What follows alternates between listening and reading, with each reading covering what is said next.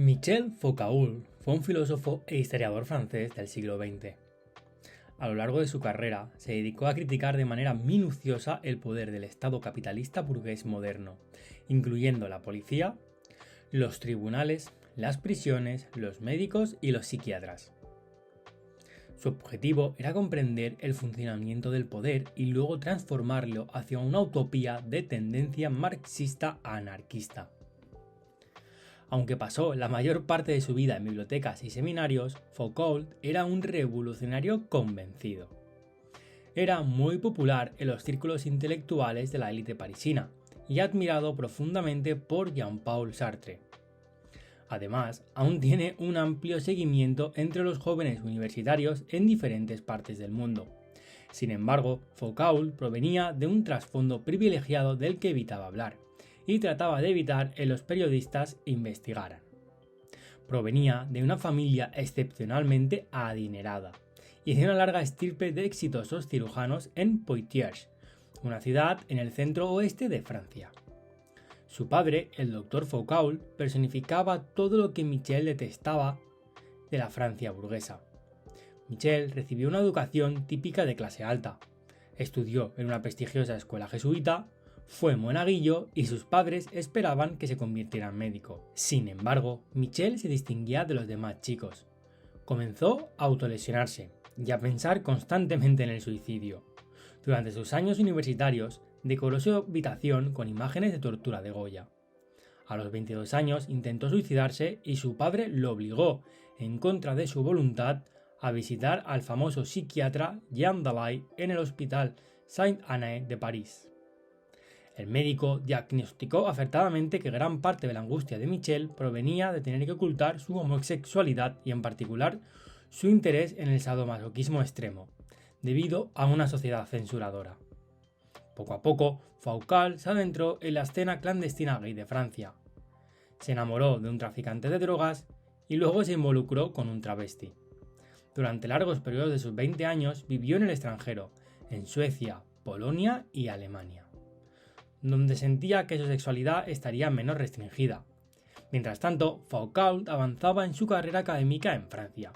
El punto de inflexión en su vida intelectual ocurrió en el verano de 1953, cuando Foucault tenía 27 años y estaba de vacaciones en Italia con un amante.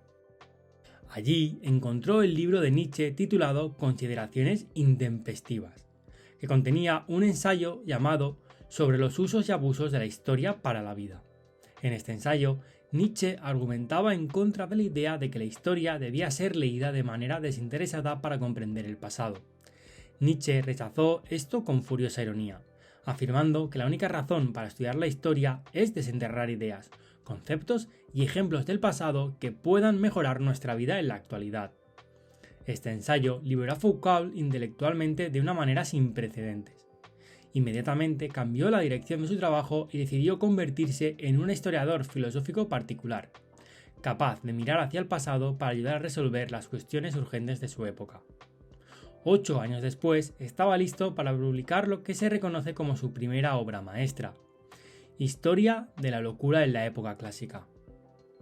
Aunque comúnmente se cree que actualmente tratamos a las personas con enfermedades mentales de una manera más humana que en el pasado, Foucault argumentó lo contrario en su libro. En el Renacimiento, los llamados locos eran considerados diferentes en lugar de ser considerados locos, y se creía que poseían una especie de sabiduría al mostrar los límites de la razón. Eran venerados en muchos círculos y se les permitía vagar libremente. Sin embargo, según las investigaciones históricas de Foucault, a mediados del siglo XVII surgió una nueva actitud que medicalizó e institucionalizó implacablemente a los enfermos mentales. Ya no se les permitía vivir junto a las personas consideradas cuerdas, se les alejaba de sus familias y se les encerraba en manicomios, siendo vistos como individuos que debían ser curados en lugar de ser tolerados por su simple diferencia. Una filosofía similar subyace en su siguiente gran obra, El nacimiento de la clínica, en la que Foucault se centró en la medicina en general. En esta obra, Foucault atacó la idea de que la medicina se había humanizado con el tiempo. Aunque admitía que ahora disponemos de mejores medicamentos y tratamientos, sostenía que en el siglo XVIII surgió la figura del médico profesional, una presencia siniestra que observaba al paciente desde lo que Foucault denominó la mirada médica, una actitud deshumanizadora que consideraba al paciente únicamente como un conjunto de órganos y no como una persona completa. Bajo esta mirada médica, uno era simplemente un riñón o un hígado que funcionaba mal, no una entidad humana completa.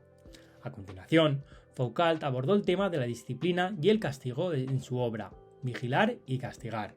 Aquí criticó el sistema punitivo estatal, argumentando que, si bien actualmente se tiende a pensar que los sistemas de castigo modernos son más humanos que en el pasado, en realidad el poder se presenta como benigno pero no lo es. Según Foucault, en el pasado, las ejecuciones públicas podían generar simpatía y admiración hacia el convicto, convirtiendo al verdugo en objeto de vergüenza. Además, las ejecuciones públicas a menudo provocaban disturbios en apoyo al condenado. Sin embargo, con el surgimiento del sistema penitenciario moderno, todo se llevaba a cabo en privado, tras puertas cerradas, lo que impedía que el poder del Estado fuera visible y resistido. Esto hacía que el sistema moderno de castigo fuera, a los ojos de Foucault, bárbaro y primitivo. La última obra de Foucault fue Historia de la sexualidad, una serie de volúmenes en los que abordó el tema del sexo. Foucault se rebeló contra la idea de que en la actualidad estamos completamente liberalizados y cómodos con el sexo. Argumentó que desde el siglo XVIII hemos medicalizado implacablemente el sexo, entregándolo a investigadores y científicos sexuales profesionales.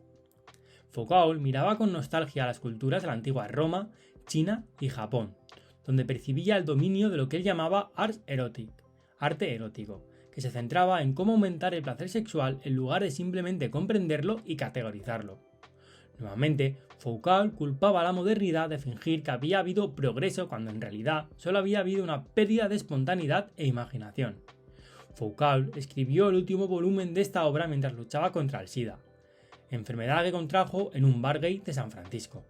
Falleció en 1984 a los 58 años. La contribución duradera de Foucault radica en la forma en que nos acerca a la historia. En el mundo moderno, a menudo nos bombardean con mensajes que nos dicen lo fantástico que es el presente y lo terrible que era el pasado, ya sea en el ámbito de la educación, los medios de comunicación o los sistemas de gobierno. Foucault nos anima a romper con esta arrogancia optimista sobre el presente y a mirar hacia atrás, reconociendo que hay muchas formas en que las cosas se hacían en el pasado que quizás eran superiores. No se trata de ser nostálgicos, sino de extraer lecciones del pasado para mejorar nuestra vida actual. Los historiadores académicos han tendido a criticar la obra de Foucault, argumentando su falta de precisión histórica y señalando aspectos que no comprendía del todo en algunos documentos. Sin embargo, para Foucault la exactitud histórica total no era relevante. Para él, la historia era un almacén de buenas ideas que debían ser exploradas y cuestionadas para analizar las ideas e instituciones dominantes de nuestro tiempo. Foucault logró que la historia volviera a ser enriquecedora y filosóficamente valiosa. Puede ser una figura inspiradora para nuestros propios proyectos.